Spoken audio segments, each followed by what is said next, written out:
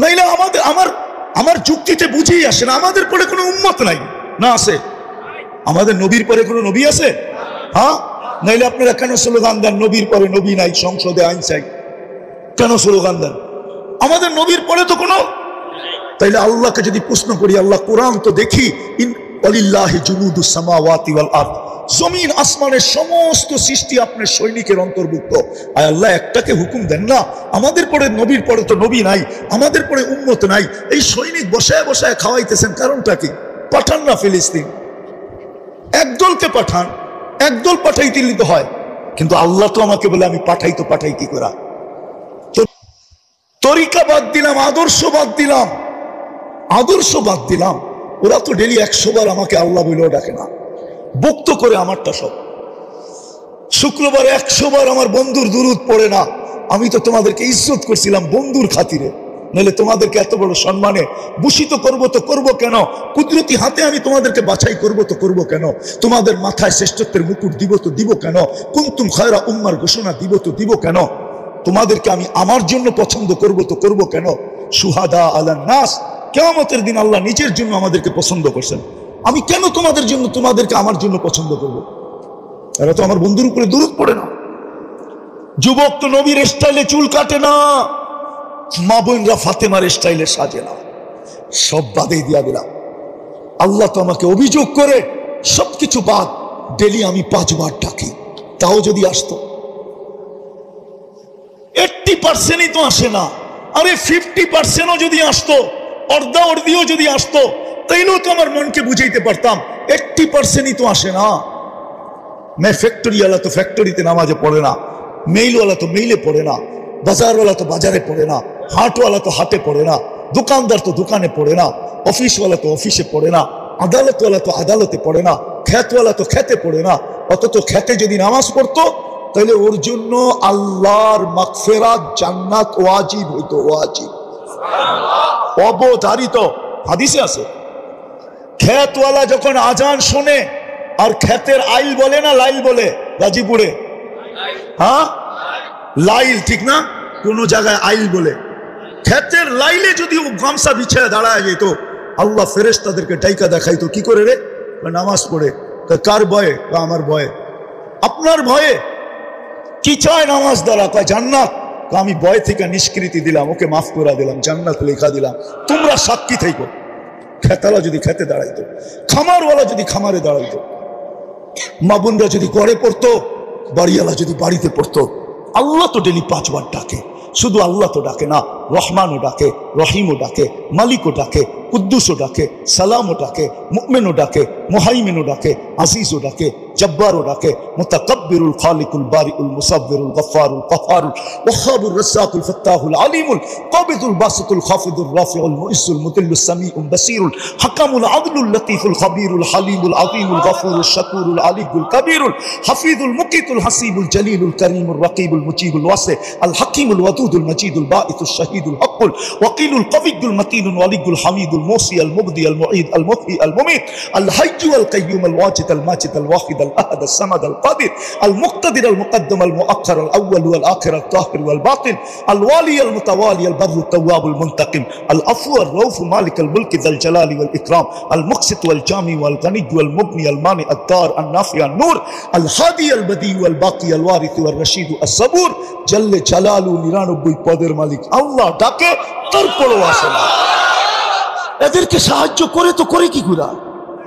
এই জন্য শেষ কথা, আসেন যদি চাই আল্লাহর কাছে আকর্ষণের পাত্র হওয়ার জন্য, যদি চাই রসুলের কাছে আকর্ষণের পাত্র হওয়ার জন্য, যদি চাই অতি সত্বর আমাদের জন্য সাহায্য নেমে আসুক, তাহলে আজকে 2টা কাম করতে হবে মনের থেকে, 2 থেকে 3টা। পারবেন? হ্যাঁ, সর্বপ্রথম মনের থেকে তওবা করতে হবে। আমি তো বলি, আপনাদের মিডিয়ার মাধ্যমে বলি, আমার বড় ব্যথা লাগে, সারা দুনিয়ার মুসলিম স্কলাররা এই কথা কেন বলে না? সারা দুনিয়ার 200 কোটি মুসলমানের জন্য একটা দিন তওবার দিন হিসাবে নির্ধারিত কেন করে না? হায়, দুনিয়ার মুসলিম স্কলাররা যদি সারা দুনিয়ার মুসলমানদের জন্য একটা দিন তওবার দিন হিসাবে নির্বাচিত করত, আর ঘোষণা দিত যে চলো অমুক দিন আমরা সারা দুনিয়ার 200 কোটি মুসলমান নর নারী আল্লাহর কাছে তওবা করব, দেখি কোরআনের ওই আয়াত সত্য হয় কিনা। কোরআনের আয়াত সত্য, লিউযিকাহুম বাদাল্লাযী আমিলু লাআল্লাহুম ইয়ারজিউন। আল্লাহ বলতেছে তোমরা ফিরে আসো, আমি এটা চাই।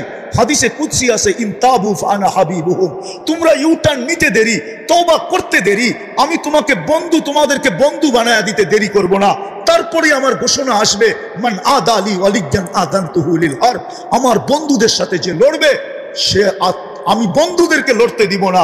আমার বন্ধুদের সাথে যে লড়ার জন্য নাইমা আসবে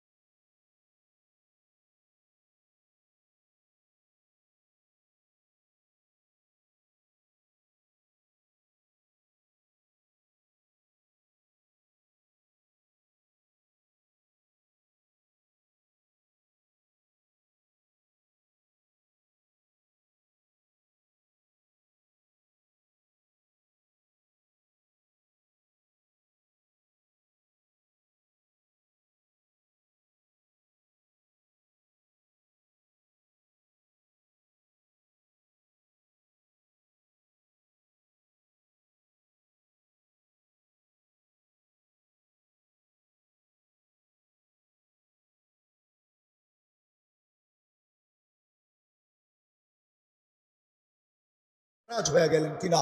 একটা বছরের উপরে হইল ফিলিস্তিনের মতো জমিন, যেখানে আল্লাহর খলিল শুয়ে আছে। ও দিয়ে খলিল আমি চোখে দেখে আসছি। আমি তো ফিলিস্তিন 14 বছর আগে পাড়ায় আসছি। ও দিয়ে মুসা তো আমি দেখে আসছি। 70 জনের উপরে নবীদের কবর আছে এখানে। হায় হায় হায়, 1.25 লক্ষ নবীদের সম্মিলন হয়েছে মেরাজের রাত্রে ওই বাইতুল মুকাদ্দাস। ওই শহর, ওই জমিন, যার প্রত্যেকটা বালুর কণার সাথে বরকত মিশ্রিত। আল্লাহ বলে বারাকনা হাওলা, কণার সাথে বরকত মিশ্রিত। ওই মানুষগুলা 1 বছরের উপরে। চলেন আমরা আজকে উম্মতের পক্ষ থেকে তওবা করি, নিজেদের পক্ষ থেকেও করি, উম্মতের পক্ষ থেকেও। রাজি? কে কে রাজি দেখি? তাইলে বলে দেন, আল্লাহ কিন্তু আমাদের দুনিয়ার ছাদে। বলেন আল্লাহ, আমরা আমাদের গুনার থেকে তওবা করলাম, আপনি আমাদের তওবা কবুল করেন, আমাদের গুনাহ মাফ করে দেন। সাথে সাথে আমরা পুরো উম্মতের পক্ষ থেকে তওবা করলাম। আপনি উম্মতের উপরে আর নারাজ থাকেন না। আল্লাহ আল্লাহ আপনি আমাদের উপরে রাজি খুশি হয়ে যান। কালকে সকালেই আপনি সূর্যকে উঠান তো একটা সুসংবাদ নিয়ে উঠান যে আমাদের মাথা আপনার কুদরতির পায়ে শুকরান ঝুঁকা যায়। আমাদেরকে কোনো খুশির সংবাদ শোনায় দেন মালিক। নামান আল্লাহ আমাদের তওবার বিনিময়ে যেন ওইখানে কোনো সাহায্যের ফয়সালা করেন। আজকে 3 দিন আগে ওরা নেটের ভিতরে ছাড়ছে যে আমাদের কাফনের কাপড় নাই। যেই হারে আমরা ঘরের কম্বল পেঁচায় লাশ কবরে দিতেছি, কয়েকদিন পরে আমাদের ঘরে কম্বলও থাকবে না। সামনে শীত আসতেছে, আমরা কম্বল না থাকলে আমরা মনে হয় শীতেই মারা যাব। ও দুনিয়ার মুসলমানরা, কিছু না পাঠাও আমাদের জন্য, আমাদেরকে একটু কাফনের কাপড় হলেও পাঠাও। নেট খুলে দেখেন, আমাদের জন্য একটু কাফনের কাপড় পাঠাও। আফসোস। দ্বিতীয় যে দুটা বলতে চাইতেছি, আজকের থেকে চলেন অঙ্গীকার করি নামাজ কোনোদিন ছাড়ব না। পাক্কা? সত্য? নামান আমি এটা তো এই এলাকার নাম কি? সিঁড়ির চালা মধ্যপাড়া, ঠিক না? আমি এই যুবকদের পায়ে হাত দিয়া বলবো, সাথে সাথে আপনাদের পায়ে হাত দিব। আপনারা কমসে কম এই মহল্লাটাকে বেনমাজি মুক্ত করার চেষ্টা করেন। পারবেন? আমি তো একটা দেশ চিনি, যেই দেশে কোনো বেনমাজি নেই। আমি 6 বার গেছি ওই দেশে, কোনো বেনমাজি ওই দেশে নেই। এটা আমার প্রথম দিন প্রমাণ হয়েছে। আমি প্রথমবার যখন যাইতেছিলাম আদিস আবাবার থেকে ইথিওপিয়ার থেকে আমার ফ্লাইট ছিল, আমার পাশে যিনি বসা ছিল ও প্লেনে পুরা দাঁড়াইতে পারতো না, ছাদে লেগে যেত।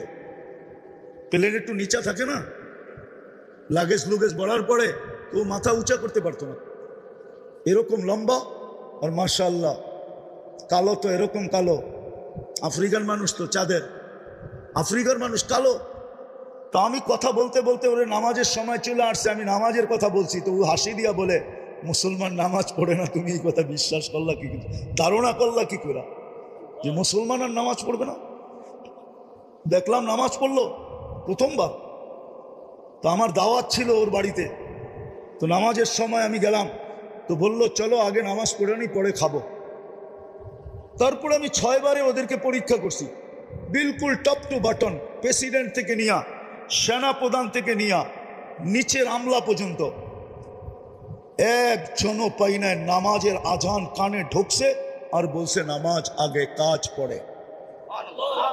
আজান কানে পড়তে দেরি, চিৎকার দিয়া উঠা বলে নামাজ আগে কাজ পড়ে, এবং নিজে ইমামতি করে নামাজ পড়ায়। কি? আমি প্রেসিডেন্টকে দেখছি নিজে ইমামতি করে নামাজ পড়ায়। আর কেরাত শুনলে আমাদের দেশের কারীরাও কইব কেরাত, এত সুন্দর কেরাত, হদর এত সুন্দর পড়ে। তো মেরে দোস্ত, আমরা কি একটা ইউনিয়ন বানাইতে পারবো না? হ্যাঁ পারবো না? একটা মহল্লা পারবো না? এই জন্য বলতেছি সাহায্য ওই পর্যন্ত আসবে না। ইহুদিরা এখন একটা স্লোগান দেয়।